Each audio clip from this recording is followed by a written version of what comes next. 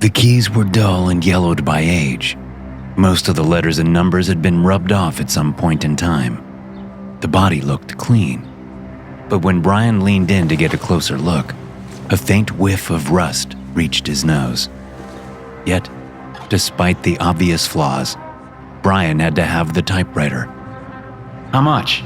Brian asked the young punk seated in a ready-to-collapse at any second wicker chair next to a TV tray with a cash box on it. How much is what? The young punk asked. He didn't even bother to look up from his phone. Brian stood there and waited for the young punk to put his phone away before answering. It was a long wait. Finally, the young punk glanced up, a seriously bored look on his face. What do you want?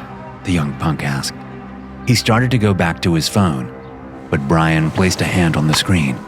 Hey, what the fuck, man?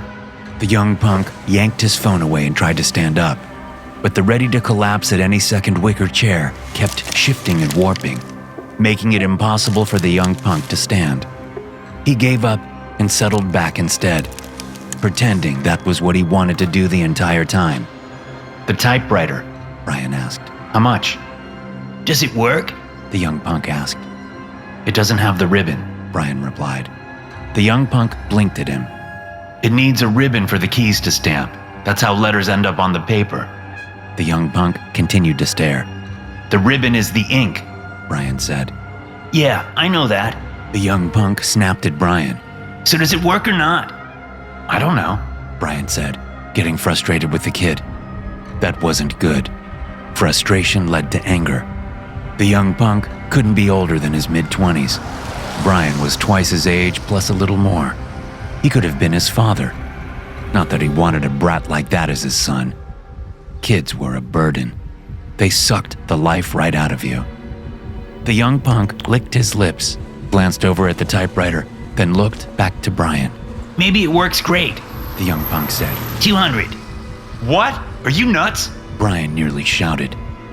A few of the other folks perusing the yard sale turned their heads, but quickly went back to what they were studying before Brian's outburst. Brian gave the yard an apologetic smile and even received a few smiles of sympathy in return. The young punk hadn't exactly been making friends that morning. It's a collection item, the young punk said to Brian and went back to his phone. You mean collector's item, Brian said, his face turning red. The young punk shrugged. $250 then if it's a collector's item, the young punk said. No, you said it was a collection item, but the phrase is a collector's item, Brian said. I'm not saying this is a collector's item. The young punk shrugged. Brian could feel his anger building and knew that if he didn't back off, he'd be in trouble. It took the third failed marriage before Brian finally admitted he had anger management problems. It took a road rage incident and court-mandated therapy before he was forced to actually do anything about those problems. Brian took a deep breath. What I'm saying is that I don't know if it's a collector's item or not, Brian said. I just like it. But 200 is too. 250, the young punk interrupted. Brian clenched his fists and counted to 10, then to 20, then back down to 0, then back to 10.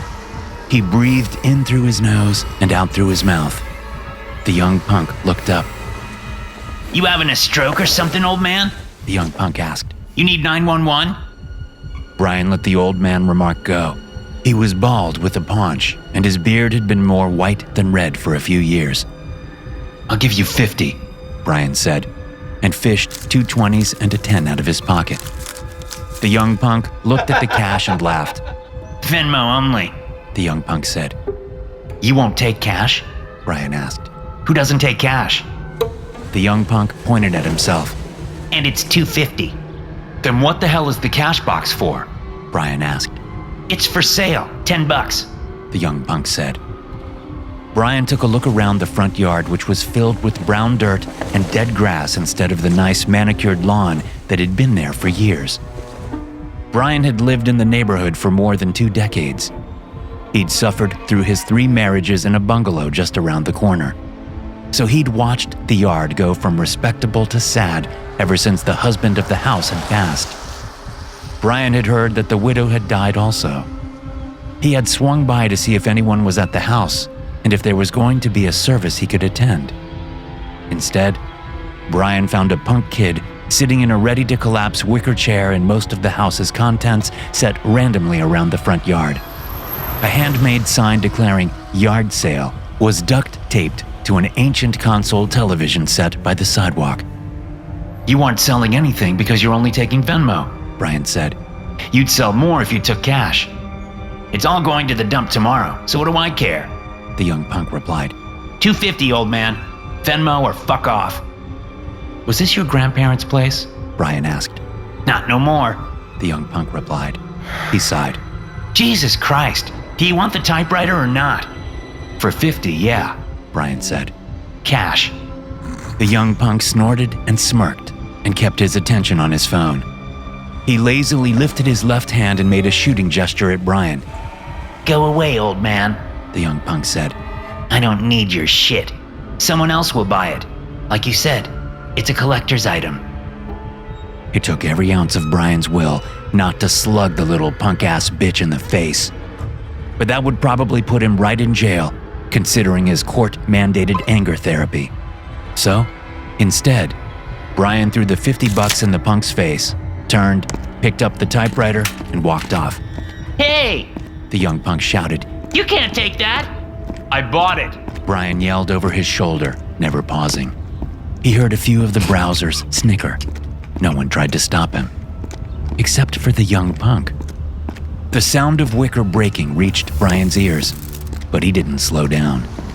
Footsteps chased after him, and the young punk appeared a foot in front of him, his hand out, his chest heaving from the exertion. I'll call the fucking cops! The young punk gasped. Brian wondered just how long the punk had been sitting in that chair. By the look of him, it had been years. I'll do it, The punk said and held up his phone. He'd already keyed in 911.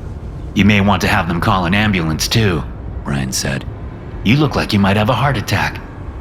The punk reached for the typewriter, then drew his hand back quickly. He clutched it to his chest and took a couple of steps away from Brian. What the fuck? The young punk said when he pulled his hand from his chest and examined it. Drops of blood had formed at the tips of 3 of his fingers. Fucking thing cut me! It's old, Brian said. Things were sharper back then. Fuck that! The young punk said. He stuck his fingers in his mouth and winced. With his fingers still in his mouth, he mumbled, Get the fuck out of here! There were more snickers from the browsers, and the young punk's eyes shot to the yard sale. He pulled his fingers from his mouth. You know what? All y'all can get the fuck out of here too! He shouted. The young punk stormed through the yard and into the small house, the door slamming behind him. Most of the browsers kept browsing. A few helped themselves to some of the smaller items. Brian smirked, then started walking again, heading for his house just around the corner. Frustrated, Brian set his phone on the kitchen table and rubbed his forehead. He'd called 8 different antique shops, and none of them had a source for old typewriter ribbon. They had typewriters of their own for sale, but no ribbon. One store owner said, people don't actually use typewriters for writing anymore. They are decorative now. It took all of Brian's self-control not to bite the man's head off over the phone, because Brian had every intention of using the typewriter to actually write. That's why he bought it. For most of his life, Brian had wanted to write. He wanted to tell stories like in the old pulp magazines his dad had. He wanted to write potboilers and tales of damsels in distress and barbarians conquering fantastical lands. He wanted spaceships and aliens. He wanted cowboys and the ghosts of butchered tribes. He wanted unspeakable horrors and tales of dread. And Brian felt that a computer, even the shitty PC laptop he owned, just couldn't bring the spirit he wanted to his ideas. He tried for decades to write that way, and nothing ever came of it. He'd even tried a pen and pad, but with the same lack of results. A typewriter, he thought, would unleash the real writer in him and get him back to the inspiration and origins of his love of pulp fiction. But the fucking typewriter didn't have ribbon, and Brian couldn't find any anywhere. He'd even tried the internet. and that was less help than the local antiques dealers. He was told more than a few times that not only did they not have the ribbon he needed, but that the model of typewriter he had didn't exist. He'd been laughed off the phone at least 3 times. The email responses were even worse. The internet could be cruel, and Brian was sick of it. Brian sat at his kitchen table, eyes on the useless pile of iron and steel, ready to scrap the whole thing. Except, deep in Brian's gut, he knew that the typewriter was the one. The typewriter was the key to unlocking the genius that had been hiding in Brian for so long. Brian's phone rang, yanking him from his thoughts of defeat and yearning. He didn't recognize the number, so he let it go to voicemail. When the inevitable alert chirped and the icon appeared, Brian played the message. "Good evening, sir. This is John Dolan. The voice said. I have heard through the grapevine that you were looking for a typewriter ribbon. Please call me back. I have what you were looking for." The voicemail stopped, and Brian stared at his phone. That was weird. But Brian called the man back. It wasn't like he had many other options. "I'm glad you called back. Dolan said before Brian could say a word. I have what you need, sir." You do? Great. Brian said. The model is... Underwood Model 13. The man, Dolan, interrupted. A very rare typewriter indeed. Really? I guess you're gonna gouge me on the price, huh? Brian said, almost snapping. There was silence on the other end. Brian took a deep breath. Sorry, it's been a tough search. Oh, I get that. Dolan said with a chuckle. I've been in the antique business for a very long time now. It can be very tough indeed. Brian rolled his eyes. In just the few hours he'd been interacting with them, Brian came to realize that antique dealers were a little quirky at best. Okay, so when can I come pick up the ribbon? Brian asked. I close soon, but we can arrange a meeting for this evening. Dolan said. After hours. Alarm bells went off instantly in Brian's head. After hours? I just want some ribbon for this old typewriter. I don't want to sell state secrets or anything. What are your normal business hours? A story idea exploded in Brian's brain, and he wished desperately that he could type it out that very second. He knew the keys would bring to life the spies and intrigue that had suddenly flooded his imagination. With an item like this, I prefer after hours, sir. Dolan said. Brian hesitated. It sounded sketchy, but the story that had exploded into his head was already raging along. He knew character names, he knew the plot, and even the plot twist. Fine, sure, let's meet, Brian said. When and where? How soon can you be here? Dolan asked. 30 minutes? Brian replied. Good. Dolan said. I'll be closed by then, so just knock loudly on the back door. I'll let you in and you can get your ribbon. Great, I'll see you in... Brian started to say. Bring the typewriter. Dolan said, then hung up. Brian stared at his phone for a second. Dolan hadn't told him which antique shop it was. He'd reached out to so many that it wasn't obvious to Brian which shop Dolan was calling from. So Brian searched the internet once more. Dolan's Curios and Hard to Finds, read the Google listing. No website, only an address, phone number, and 3 2-star reviews. One of the reviews said that the shopkeeper was a crazy old coot and to stay away. Another said that the items for sale all looked like someone had pulled them from crime scenes. The third review said that the prices for the items were suspiciously low. The reviewer suspected counterfeit and fake merchandise. Brian closed his computer and took a long look at the typewriter. Was it worth it? The spy story that was almost fully formed in his brain told him it was. Brian grabbed up the typewriter and left his house. Dolan answered Brian's knock instantly, like the old man had been standing on the other side, waiting ever since the phone call. His age was hard to distinguish, especially in the gloomy light of the alleyway behind the shop. I'm Brian, the guy you called earlier, and you're Mr. Dolan? Yes, Dolan said.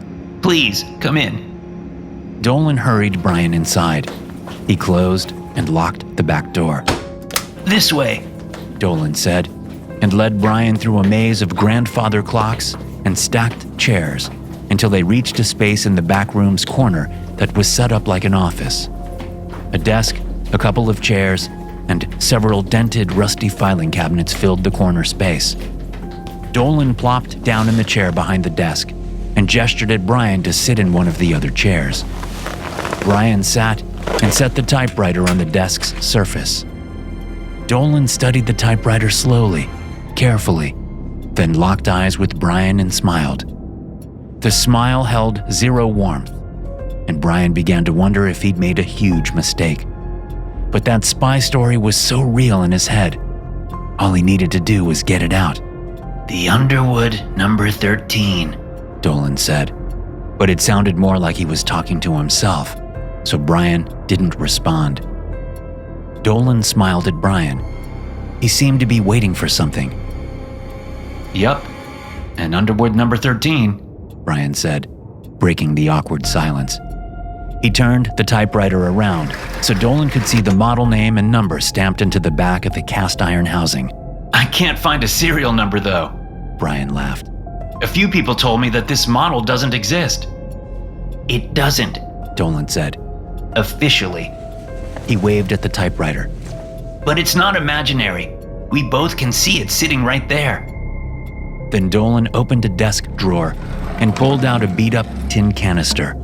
The canister was about 1.5 inches high by 4 inches in diameter. He set it on the desk and gave Brian a slight nod.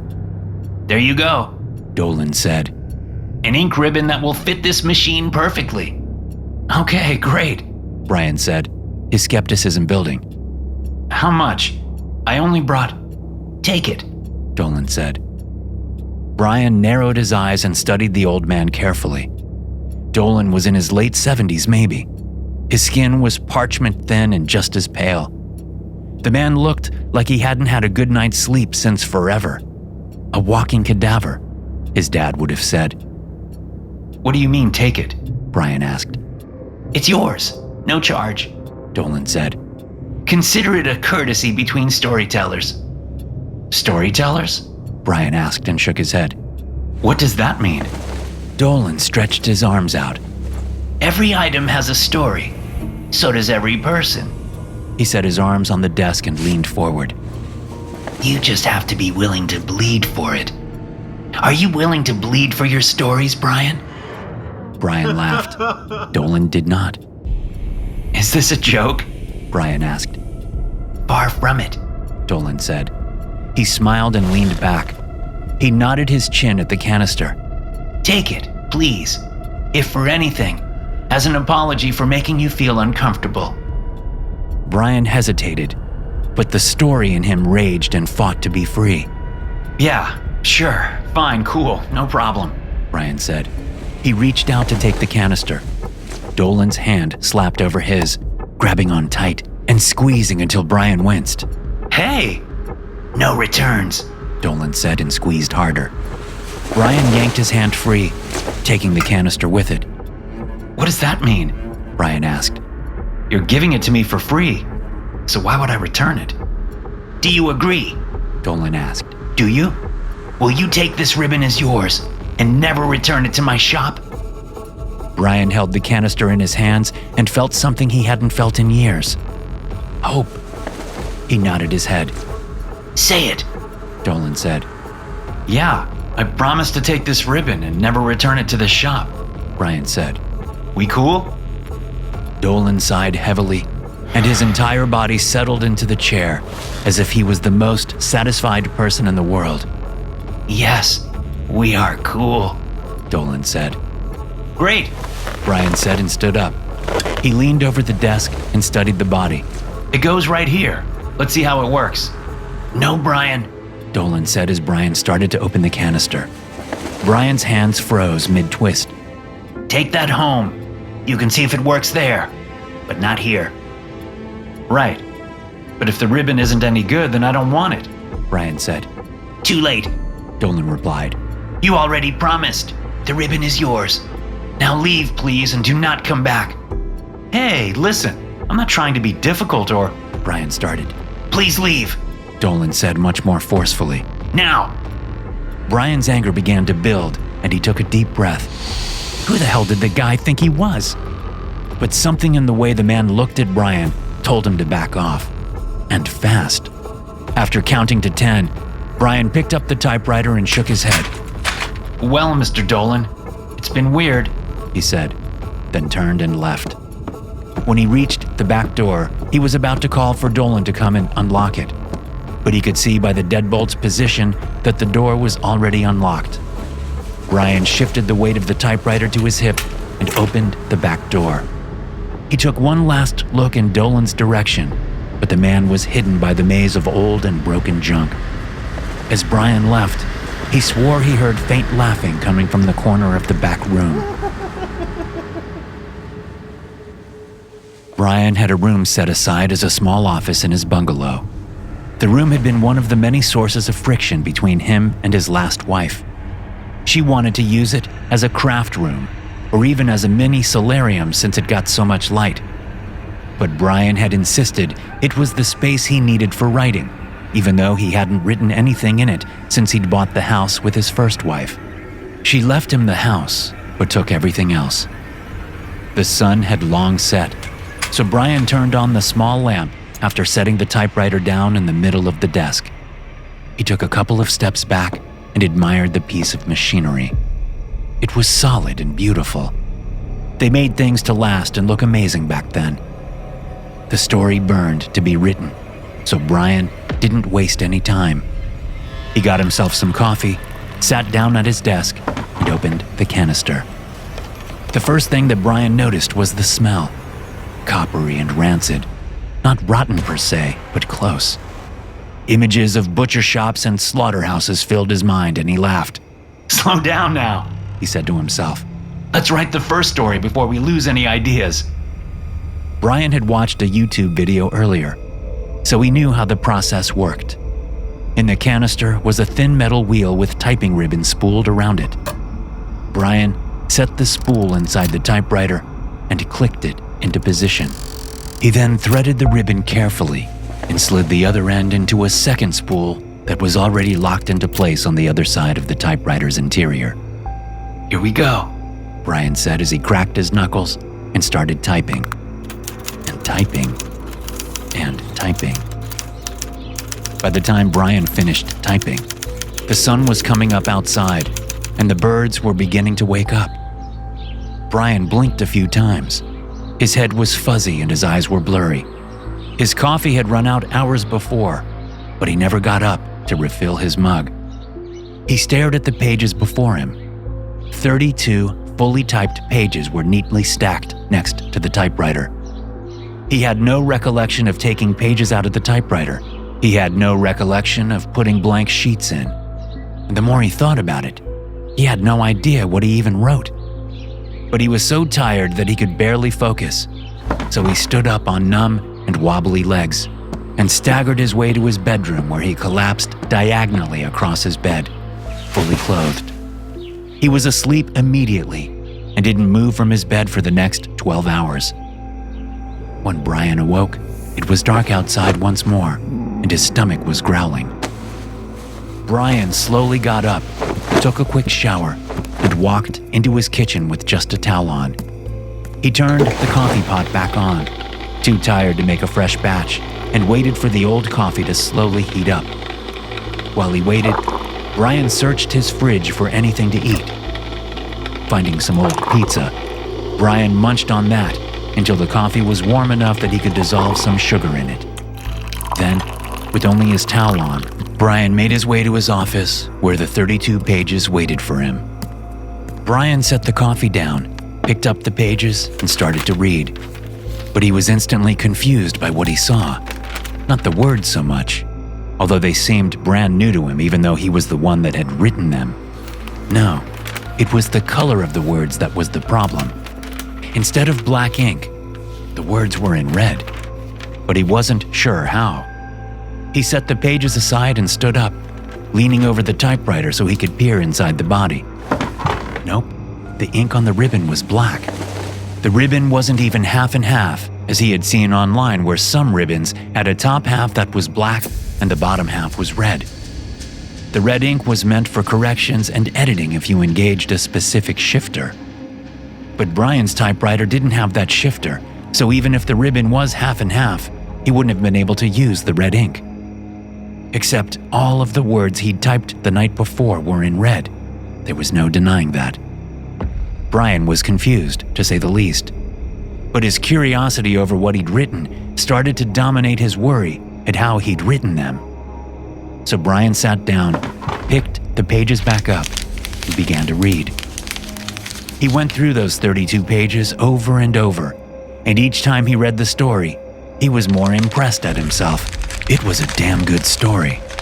It was more than damn good, actually. It was amazing. Before Brian could think of revising or editing a word of the story, a new idea struck him. He grabbed up a blank sheet of paper and fed it into the typewriter. Then he started writing again. And he didn't stop until the story was finished.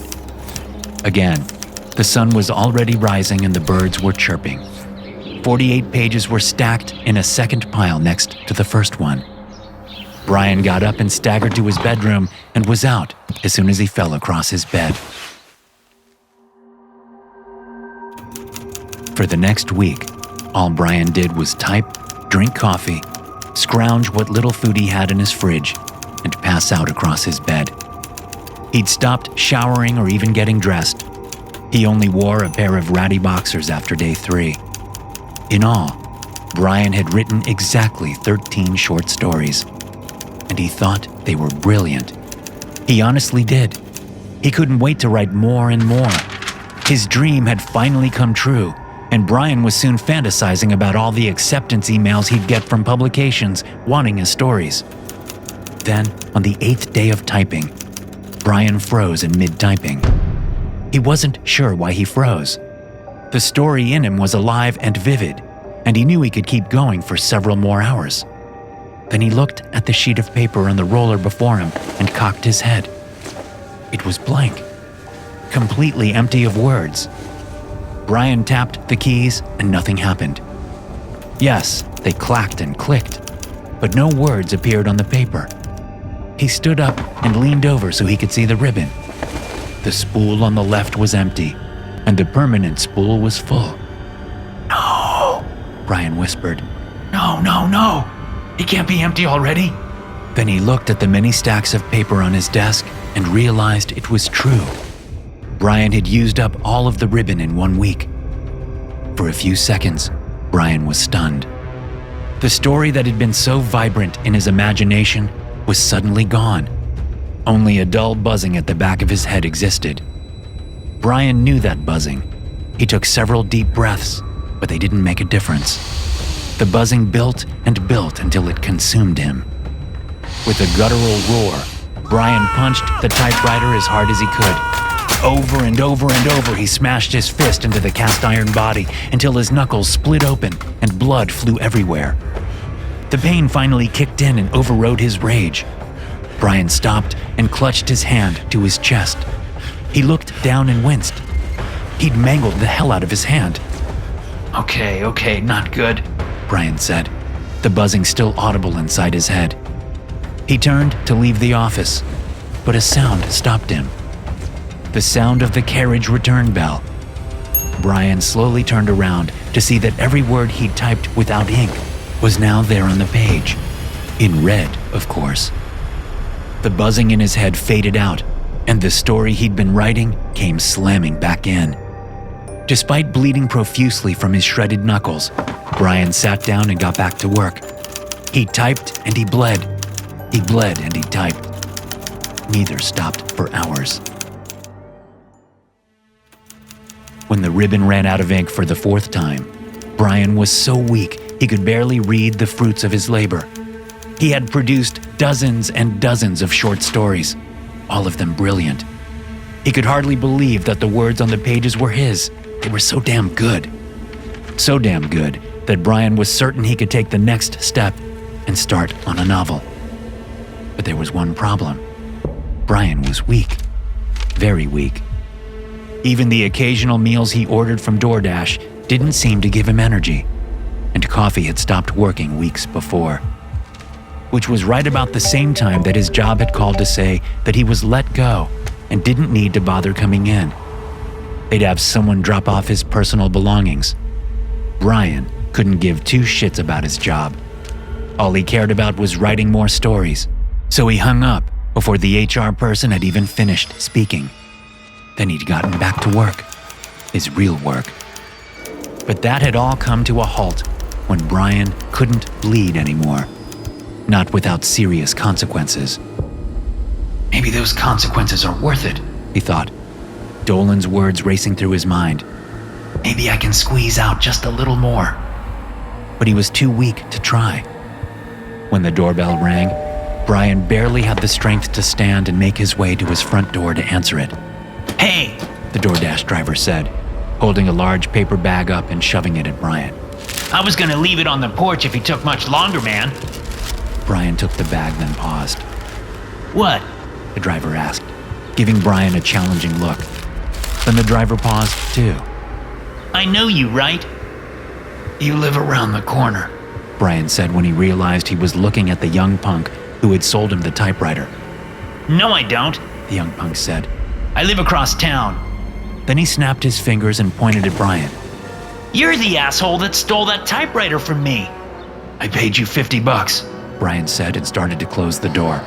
Hold on, the young punk said, jamming his foot in the doorway, preventing Brian from closing the door all the way. You owe me $200. Move your foot, Brian said and tried to close the door again. I don't think so, old man, the young punk said, and shoved hard enough to knock Brian back. The bag of food fell from his grasp and tumbled to the floor. Thai food spilled everywhere. Brian was so tired that he only stood there looking at the mess as the young punk turned and shut the front door. The sound of the door being locked and bolted is what finally got Brian's attention. You know what I've learned? The young punk said as he pulled a very large knife from out behind his back. He held the blade up for Brian to see. I've learned that people who pay with cash have more cash. He flicked his wrist, and Brian felt pain explode across his cheek. His hand went there automatically and came away bloody. The smell reminded Brian of words, which gave him an idea. Don't hurt me, Brian said and held up his hands. Please, I'll give you what I have and then you can leave, all right? Yeah, we'll see, old man, the young punk said. He gave a mock slash at Brian, making him cringe and fall back on his ass. The young punk laughed and laughed. Where's the cash, asshole? Back there, Brian said. In my office. Then get your ass up and let's go get it, the young punk said. Move! Brian got up and slowly walked to his office. The young punk was right behind him, the knife up and at the ready. Where? The young punk asked when they entered the office. Brian pointed at the desk. Which drawer? The middle one, Brian said, and moved to the side of the door so he could lean against the wall. He was so tired and needed to save his energy for what he knew needed to be done. The young punk rushed to the desk and yanked open the middle drawer. There ain't shit in here, the young punk shouted and whirled around, aiming the knife at Brian. But the young punk was too late. Grabbing a lamp from a side table, Brian pushed away from the wall and swung that lamp with all of his remaining strength. The young punk cried out just before glass and metal met his temple. Then the cry was cut short as blood began to pour. The young punk wobbled on unsteady feet, turned around, and fell across Brian's desk. The ring of the carriage return bell rang out as the young man's head collided with the body of the typewriter. Brian stumbled to the desk, grabbed the young punk by the back of the head, lifted, then slammed the young punk's face into the typewriter. Over and over and over. Brian's breath came hard and shallow, and spots swam before his eyes. He took a couple of steps away from the desk, away from the body, away from the typewriter. The bell rang once more, right as Brian passed out and collapsed to his office floor. When he came to, it was daytime, and all that was left of the young punk was a dried-out husk of a body inside baggy jeans and a stained t-shirt. Brian gulped, stood up, glanced around his office, then moved in close to the body. From what Brian could see, the The young punk didn't have a drop of blood left in him. Brian understood the feeling. He waited until dark, then took the body out into his backyard and buried it. Then he moved the young punk's car around the corner where he parked it in front of the kid's grandparents' house. With both of those tasks done, Brian walked home, careful to stay in the shadows. The second he stepped inside his house, Brian got back to work. He suddenly had a novel to write. The doorbell rang, but when Brian answered it, he was surprised to see 2 police officers standing on his porch instead of the expected DoorDash. Hello, officers, Brian said. Is everything all right? Good evening, sir, One of them said. We're hoping you may be able to help us. Can we come inside? Brian hesitated, but then nodded and moved to the right so the officers could get by. Of course. Come in. What is this about? The officers stepped past Brian. One studied the living room, while the other kept an eye on Brian. The one watching Brian said, Unfortunately, there have been a few disappearances lately, and we thought you might be able to help. Disappearances? Brian asked. Delivery drivers, The officer said. Do you use food delivery services, Mr.? Sometimes. Brian said without giving his last name. What's back here? The other officer asked, done looking about the living room. Oh, just my bedroom, Brian said. and my office. I'm a writer. A writer? The officer asked. What do you write? Anything I'd know? Nothing published yet, Brian said. but I'll be submitting to publishers soon. I can show you what I've been writing if you'd like to see.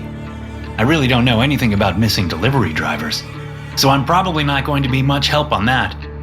Understood, The first officer said. Why don't you take me back there, sir? We can have a look at this writing of yours, while my partner here takes a look about your house, if that's all right. Not a problem. Brian said. He wasn't sure why he was being so helpful. He needed them to leave so he could get back to writing. But his mind was suddenly blank.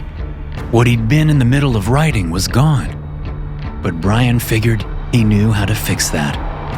Follow me. Brian said to the officer. I'll show you my office, and this wonderful old typewriter I found at a yard sale. It's a hungry little sucker. What's that? The officer asked. Oh, nothing. Brian said. He showed the officer to his office, a huge grin on his face. You know, I've always wanted to write a police procedural. He closed the door. Hey! The officer protested, but it was too late. When his partner came looking for him, Brian gladly welcomed him into the office too. He could use all the inspiration he could get. 11 missing delivery drivers and 2 missing police officers was a little hard for Brian to keep under wraps for long. When the authorities finally raided his house the next day, they found Brian at his desk, typing away. It took 4 full-grown men to pull him away from the typewriter. He screamed and cried and fought as they dragged him from his office and out into his living room where 2 detectives waited for him. Brian was tossed onto his couch and held there by 2 officers, while the detectives tried to ask Brian about the missing people. Brian raged and spit and yelled at the detectives until they finally gave up.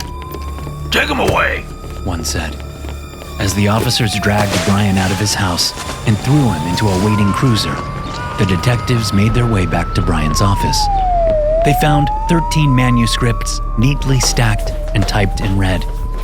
Next to those were dozens of short stories. Well, shit. One of the detectives said as he picked up one of the manuscripts with gloved hands. This is pretty good. That isn't. The other detective said from the office window that looked out into Brian's backyard. It doesn't matter how dark it is out there. Those are graves. The detective set the manuscript down and joined his partner. How many does it look like? He asked. I count 13. Better call for more people, he said. This is gonna take a while. Brian finally got what he'd dreamed of when the first of his novels was published. His lawyer made sure the manuscripts were submitted to publishers, not to please Brian, but to pay for the legal costs that quickly mounted up over the months and months of Brian's trial. Due to the notoriety surrounding Brian, a bidding war ensued, and Brian's lawyer got top dollar for everything. What Brian did get were 13 consecutive life sentences. You wrote that? His cellmate asked him as Brian held the novel in his hands. His lawyer had gotten it cleared to give him a copy as long as it went into the general population library when Brian was done with it. Yes, Brian said. with some help. What the fuck does that mean? His cellmate asked. It means writing is hard work. Brian replied. Very hard work. Whatever. The cellmate said. I could never do that. Of course you can. Brian said, a new story suddenly entering his mind. Everyone has a novel inside them. You just have to know how to get it out. Brian smiled at his cellmate, then raised the hardback book high into the air. Here, let me show you. He said as he brought the book down onto his cellmate's head over and over. Brian was ready to get back to work, but he knew he didn't need the typewriter anymore. After all, it had already shown him there was no secret to great writing. Brian dipped his finger in his cellmate's bloody brains and began to write on the walls. See? He said. Everyone has a novel in them. You just had to be willing to bleed for it. Thanks for listening. If you enjoy these stories, be sure to subscribe to the podcast and check out some more of my episodes here.